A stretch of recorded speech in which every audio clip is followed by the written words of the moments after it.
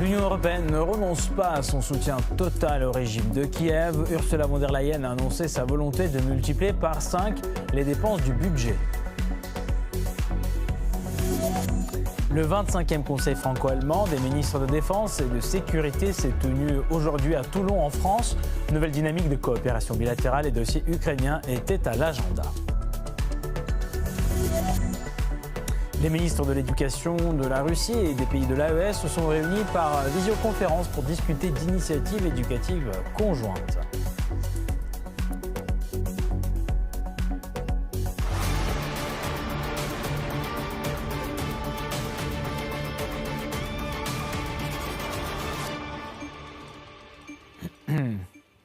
Bonsoir à toutes et à tous et bienvenue dans cette nouvelle demi-heure d'information sur RT en français depuis Moscou.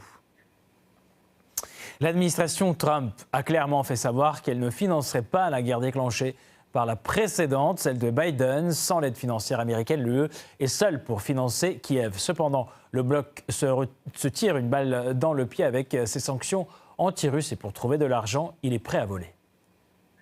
Plus les États-Unis cherchent à mettre fin à la crise ukrainienne, plus l'Union européenne résiste. L'administration Trump est parvenue à faire bouger les lignes sur le plan diplomatique. Son numéro 2, J.D. Vance, a critiqué l'approche de l'administration précédente qui versait des fonds à l'Ukraine comme dans un tonneau de Danaïde.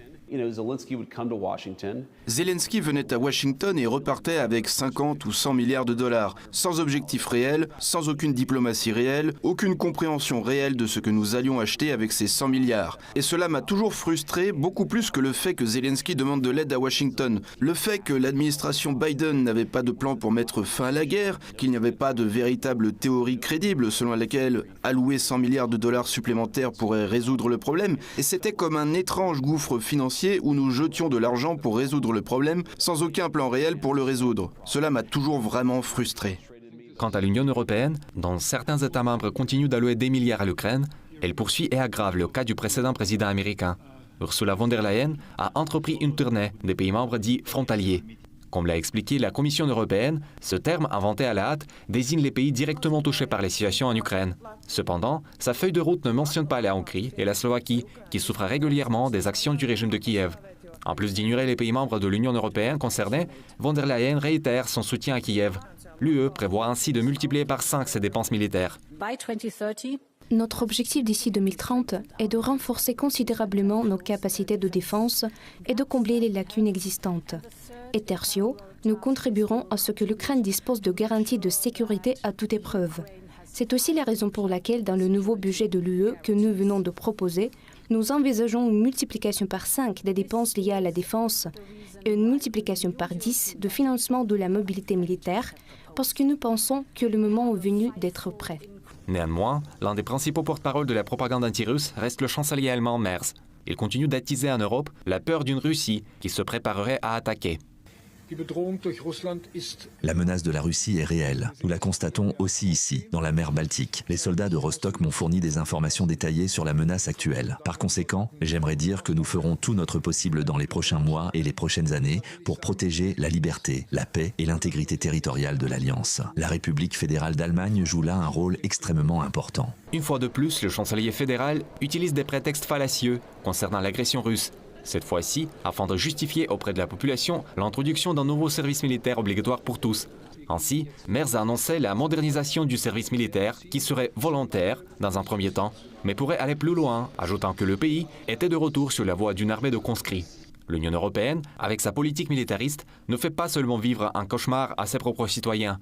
Il convient de rappeler qu'après l'introduction de sanctions illégitimes contre la Russie et après avoir prétendument renoncé aux ressources énergétiques russes, l'ensemble du bloc s'est enfoncé dans une récession économique. À cet égard, la saisie illégale d'actifs russes, qualifiée de vol par Moscou, lui est favorable. En violation de tous les principes du droit international et bancaire, la Belgique transfère les bénéfices provenant des fonds souverains saisis de la Banque centrale russe pour rembourser le prêt accordé à l'Ukraine. La diplomatie russe a de nouveau rappelé le caractère illégal de ces actions. Il est à noter que rien qu'en 2025, l'Union européenne a déjà versé à Kiev 8 milliards d'euros sur les bénéfices futurs issus des avoirs russes gelés et qu'elle prévoit de verser 10 milliards d'euros supplémentaires d'ici la fin de l'année. Ces bénéfices sont également censés servir à rembourser les prêts de l'Ukraine de 50 milliards de dollars approuvés par les pays du G7. Ainsi, l'utilisation illégale des avoirs russes est présentée sous le couvert d'une certaine forme de bienfaisance. Toute opération avec les réserves de change russes sans le consentement de la Fédération de Russie est illégale. Les gels des avoirs de la Banque centrale de Russie et les mesures visant à leur saisie constituent une violation flagrante des principes universellement reconnus d'égalité des États et d'immunité de leurs biens publics. Reconnaître la défaite de l'Ukraine revient à reconnaître la futilité de toutes les dépenses que Zelensky a si longtemps collectées à travers le monde. L'Europe se trouve dans une situation difficile et elle doit désormais trouver non seulement les moyens de remplacer l'aide américaine qui s'est tarie, mais aussi un prétexte pour justifier les dépenses considérables consacrées aux besoins militaires alors que les économies du vieux continent subissent des pertes en raison des sanctions qu'ils ont elles-mêmes imposées. La carte de la menace russe et de la forteresse assiégée semble être le seul moyen dont dispose encore Bruxelles pour imposer sa volonté. Les principes de la solidarité européenne s'effritent sous le poids d'une vérité troublante. Alors que l'Ukraine lance des attaques destructrices contre des infrastructures critiques, certains États membres de l'UE se retrouvent abandonnés par Bruxelles. En représailles aux attaques effrontées de l'Ukraine contre l'oléoduc Druzhba, artère énergétique vitale, Budapest a interdit d'entrer en Hongrie et dans tout l'espace Schengen le commandant de l'unité militaire responsable de celle-ci. Pourtant, dans un acte d'un cynisme stupéfiant, Kiev a osé reprocher à la Hongrie ses mesures défensives, appelant ridiculement au dialogue. Cette offense diplomatique flagrante a suscité la condamnation rapide et ferme du ministère hongrois des Affaires étrangères. L'ambassadeur de Hongrie a été convoqué au ministère ukrainien des Affaires étrangères. Une note de protestation lui a été remise en réponse à la discrimination de la Hongrie à l'égard de la minorité hongroise en Ukraine, en particulier le cas de notre défenseur d'origine hongroise, qui avait été interdit d'entrer sur le pays de ses ancêtres. Nous exhortons la Hongrie à s'abstenir de toute action hostile et à s'engager plutôt dans un dialogue constructif auquel l'Ukraine reste prête. Attaquer l'oléoduc sans lequel l'approvisionnement de la Hongrie est impossible. Cela fait partie de ce dialogue constructif ? La sinistre litanie des frappes des forces armées ukrainiennes contre les infrastructures civiles est tragiquement familière. Cependant, ce dernier scandale a mis en lumière le double standard inquiétant de l'Union européenne envers ses propres États membres. L'atteinte flagrante à la souveraineté de la Hongrie, qui a mis en péril la sécurité énergétique du pays et contraint celui-ci à déployer ses réserves stratégiques, a été accueillie par un silence troublant de la part des responsables occidentaux. Une tendance alarmante se dessine. Bruxelles semble avoir donné carte blanche au régime de Zelensky, sanctionnant tacitement l'utilisation de toutes les méthodes terroristes pour atteindre ses objectifs, infliger des dommages à la Russie et réprimer les voix dissidentes, dans ce cas en forçant Budapest et Bratislava à abandonner des approvisionnements énergétiques russes pourtant essentiels. Ce n'est pas la première fois que nous constatons la volonté des institutions européennes, lorsqu'il s'agit d'assurer leur sécurité énergétique, de sacrifier sans scrupule les intérêts des pays membres de l'UE si cela nuit à la Russie. Cela montre donc que les problèmes énergétiques de certains pays membres, si ces derniers mènent des politiques jugées incorrectes par Bruxelles, ne concernent pas l'ensemble de l'Union. Voilà la fameuse solidarité européenne en action. L'étape suivante pourrait bien être une déclaration selon laquelle les frappes contre les infrastructures énergétiques correspondraient et contribueraient à la mise en œuvre des propositions de la Commission européenne. Rappelez-vous leur proposition d'une feuille de route visant à renoncer à l'énergie russe.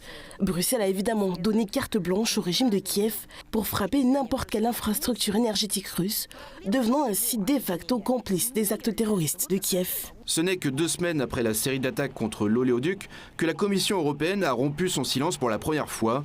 Mais le commentaire présenté ne correspond pas à l'ampleur de la situation. Une porte-parole de la Commission européenne a déclaré que les infrastructures critiques étaient d'une importance capitale, mais a souligné que la sécurité énergétique n'avait pas été compromise. Rappelons qu'après l'attaque de Kiev, la Hongrie et la Slovaquie se sont retrouvées sans approvisionnement pendant 5 jours, ce qui a incité les 2 pays à envoyer des lettres à la Commission européenne pour lui demander d'exercer une influence sur le régime de Kiev. L'Ukraine n'a pas seulement frappé des infrastructures, elle a également violé l'accord sur la sécurité énergétique de l'Europe qu'elle avait elle-même signé. Zelensky a également commenté les attaques contre l'oléoduc 2 jours plus tard. Il a déclaré ironiquement que l'existence du Druzhba dépendait désormais de la position de la Hongrie. En fermant les yeux sur les méthodes terroristes de Kiev et en approuvant de fait les attaques contre des infrastructures critiques qui touchent ses propres membres, Bruxelles a révélé une profonde hypocrisie qui sape sa crédibilité et met en péril son avenir. La solidarité européenne, autrefois tant vantée, s'est avérée être une fiction commode, laissant ses membres vulnérables au chaos même qu'elle prétend combattre. Emmanuel Macron et le chancelier allemand Friedrich Merz se sont donné rendez-vous aujourd'hui à Toulon en marge du 25e Conseil des ministres franco-allemands. Les deux voisins européens ont tenté de relancer le couple franco-allemand en dépit de leurs dissensions. C'est dans une France plongée dans une crise politique des plus fortes que le président français accueillait ce jeudi 28 août le chancelier allemand dans sa résidence d'été du fort de Brégançon sur la corniche surplombant la mer. Cette réunion qui se voulait amicale était l'occasion pour les deux hommes politiques dans un premier temps de relancer la dynamique franco-allemande mais aussi de coordonner la dite unité européenne à la veille du 25e Conseil franco-allemand des ministres de défense et de sécurité le lendemain. Ce vendredi, c'est à Toulon que 10 ministres de chaque gouvernement se sont réunis autour des deux dirigeants pour évoquer les grands sujets entre Paris et Berlin. Mais alors que les sujets de divergence sont multiples entre les voisins européens, un dossier met tout le monde d'accord, le soutien commun à l'Ukraine. Je nie ces qualificatifs, je ne suis jamais grossier ou vulgaire. Mais quand on dit qu'il y a un ogre aux portes de l'Europe, image qui a été prise par plusieurs, je crois que ça qualifie ce que les Géorgiens, ce que les Ukrainiens et beaucoup d'autres nations ressentent très profondément. C'est-à-dire un homme qui a décidé d'aller vers une dérive autoritaire, autocratique et de mener un impérialisme révisionniste des frontières internationales. Nous voulons espérer qu'une telle réunion bilatérale à laquelle le président Poutine s'est engagé auprès du président Trump lorsque nous étions à Washington, c'est sa proposition. À l'issue de la longue réunion que nous avons eue ensemble il y a quelques semaines à Washington, l'appel a donné lieu à cette proposition du président Poutine au président Trump. Je vais voir le président Zelensky. Si ça n'est pas tenu lundi, échéance qui avait été fixée par le président Trump, je crois qu'une fois encore, ça voudra dire que le président Poutine se sera joué du président Trump.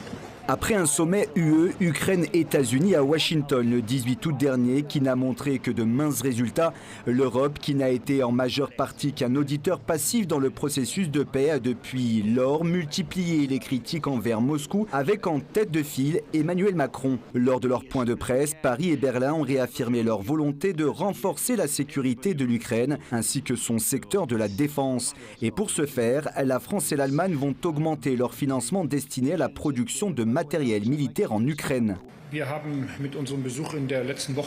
Lors de notre dernière visite à Washington la semaine dernière, nous avons transmis notre espoir que la rencontre envisagée entre le président Poutine et le président Zelensky ait effectivement lieu dans les 2 semaines évoquées. Pourtant, j'ai pu constater cette semaine que le président Poutine n'était évidemment pas prêt à rencontrer le président Zelensky. Il pose des conditions préalables qui sont tout simplement inacceptables. Cela va complètement à l'encontre de la conversation téléphonique récente avec le président Trump. Il faut qu'il y ait une raison pour convaincre Poutine de rencontrer Zelensky et éventuellement d'autres participants aux négociations. Et il faut que la partie russe soit prête à instaurer un cessez-le-feu pour une telle rencontre. Sur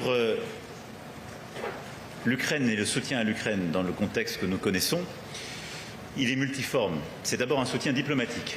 Nous ne pouvons laisser négocier d'autres pour l'Ukraine et donc pas de négociation sans l'Ukraine sur quelque sujet que ce soit. La deuxième chose, c'est que nous avons remis à Washington ensemble, dans le bon ordre, les discussions, d'abord les garanties de sécurité, avant toute discussion sur les territoires. Et puis c'est un soutien concret, d'abord militaire, que nous continuons d'avoir par des formations, du transfert de matériel et de capacité, nous continuerons dans les prochaines semaines à court terme, mais c'est la construction aussi d'un soutien dans la durée. Une paix juste et durable n'est possible que s'il y a des garanties de sécurité. A noter que cette réunion s'inscrit dans la continuité d'un déplacement du duo aux côtés du Premier ministre polonais en Moldavie le 27 août dernier, lors duquel Emmanuel Macron et Friedrich Merz ont fait front commun dans leur soutien à Chisinau contre la présumée menace russe. Un voyage qui a fait hausser les sourcils puisque sa date est loin d'être fortuite alors que la campagne a été lancée pour les élections législatives de fin septembre. Si aucun doute ne plane sur les raisons qui ont motivé le choix de ce timing, il semblerait également que les chances soient tout autant minimes pour que ce voyage se solde sur les résultats escomptés par les Européens. Il n'est pas surprenant que les citoyens moldaves ordinaires ne croient pas ce que disent à l'égard de Chisinau les politiciens de l'UE qui se sont déversés dans le pays la veille des élections pour manifester leur soutien à son dos et à son équipe. Selon les résultats d'un sondage d'opinion publié le 20 août, plus de 50% des personnes interrogées estiment que la Moldavie va dans la mauvaise direction. Le régime de Chisinau entendra-t-il la voix du peuple ? j'en doute fort. Autre sujet abordé, les grands dossiers internationaux tels que la situation à Gaza, le nucléaire iranien, la souveraineté numérique de l'Union européenne, ainsi que la convergence en matière de sécurité et de défense. À noter que si cette réunion cherche à poser les jalons d'une coopération plus forte, les dissensions restent palpables. Les blocages du projet d'avion de combat du futur, élaboré avec l'Espagne, en restent la principale illustration au sein du tandem. C'est donc un gouvernement français sur un siège éjectable et un chancelier fragilisé dans sa coalition, tous deux fragilisés de l'intérieur, qui peuvent tout de même se serrer les coudes face à un ennemi commun, tout trouvé, la Russie. Entre Moscou et la Confédération des États du Sahel, la coopération continue avec une nouvelle réunion par visioconférence entre les ministres de l'Éducation de Russie et ceux du Niger, du Mali et du Burkina Faso. Tous les détails avec Bassem Chibi. La coopération entre la Russie et l'Alliance des États du Sahel, composée du Mali, du Burkina Faso et du Niger, s'intensifie jour après jour dans les domaines de la défense, de la sécurité, de l'économie, de la diplomatie, mais également de l'éducation. Une collaboration qui s'inscrit dans une volonté commune de construire une nouvelle architecture de sécurité régionale et promouvoir une politique indépendante contrastant avec les relations passées avec la France et la CEDEAO. Dans cette lancée, s'est tenue ce 29 août une réunion par visioconférence entre le ministre russe de l'Éducation et ses homologues des États de la Confédération des pays du Sahel. Les ministres russes de l'Énergie et de l'Éducation ont pris part à ce rendez-vous aux côtés des ministres de l'Enseignement supérieur et secondaire de l'AES. Le ministre russe de l'Énergie, qui est aussi coprésident de la commission intergouvernementale russo-malienne, a annoncé la préparation dans les 2 semaines à venir d'un protocole d'accord qui comprendra notamment l'ouverture de nouvelles écoles de langue russe en Afrique, des programmes en ingénierie et un renforcement du soutien financier aux étudiants et scientifiques du continent africain. Écoutez-le. À la suite de cette visioconférence, nous sommes convenus qu'un compte-rendu détaillé de notre réunion serait rédigé dans les 2 semaines, car de nombreuses propositions intéressantes ont été formulées, tant par les ministères russes que par ceux des pays africains. Aujourd'hui, tous les États ont soutenu notre initiative de création de classes d'ingénieurs, similaires à celles existant en Russie. La demande pour les ingénieurs ne cesse d'augmenter. Ils sont nécessaires dans tous les secteurs de l'économie. Cependant, tous les enfants n'ont pas vocation à devenir ingénieurs. Il est crucial de repérer les talents prometteurs dès le plus jeune âge, comme nous le faisons dans notre pays. Nous allons également développer la recherche conjointe. Beaucoup a déjà été fait de notre côté et il existe déjà des subventions pour soutenir la science en Afrique. Nous sommes également convenus de continuer à développer les relations horizontales entre les universités russes et africaines et de poursuivre le développement des écoles d'apprentissage de la langue russe. Dans cette optique d'élargir le partenariat à encore plus de pays d'Afrique, une délégation de la République de Djibouti a pris part en personne et à Moscou à ces discussions qu'elle a jugées fructueuses et riches d'espoir pour les jeunes générations africaines, avides de connaissances mais surtout de progrès. Écoutez-le. Djibouti adhère à l'esprit partenarial qui a été donc discuté, c'est-à-dire le respect mutuel, l'accompagnement de ces pays africains dans le domaine de l'éducation. Qui dit accompagnement dans le domaine de l'éducation dit bien sûr accompagnement dans le développement du pays. Aujourd'hui, l'Afrique a besoin de techniciens, a besoin d'ingénieurs, d'ingénierie. Et donc, la Russie se porte vraiment volontaire pour accompagner ces pays africains dans ce domaine de l'ingénierie. Et l'ingénierie commence par la plus jeune âge. Donc, on parle de STEAM, notamment les classes scientifiques, les classes des sciences. Et ça, vraiment, c'est une belle avancée. Ça va être une belle avancée, une belle aventure pour les pays africains en partenariat avec la Russie. Jamais les liens entre la Russie et les pays africains n'avaient été aussi forts, signe d'une volonté africaine de tourner le dos au passé et d'imaginer un avenir avec de nouveaux partenaires sur la base d'une relation de gagnant à gagnant. Rappelons que le 23 juin dernier, le partenariat entre la République du Mali et la Fédération de Russie a franchi un nouveau cap avec la signature de 3 accords majeurs dans les domaines de l'énergie, du commerce, des sciences et de la sécurité. Cette cérémonie solennelle a eu lieu au Kremlin, réunissant le général Assimi Goïta, président de la transition du Mali, et Vladimir Poutine. C'est la fin de cette édition. N'hésitez pas à nous retrouver sur les réseaux sociaux, tout l'univers numérique de RT en français. Merci de nous avoir suivis. On se retrouve dans 30 minutes pour un nouveau JT. Restez avec nous.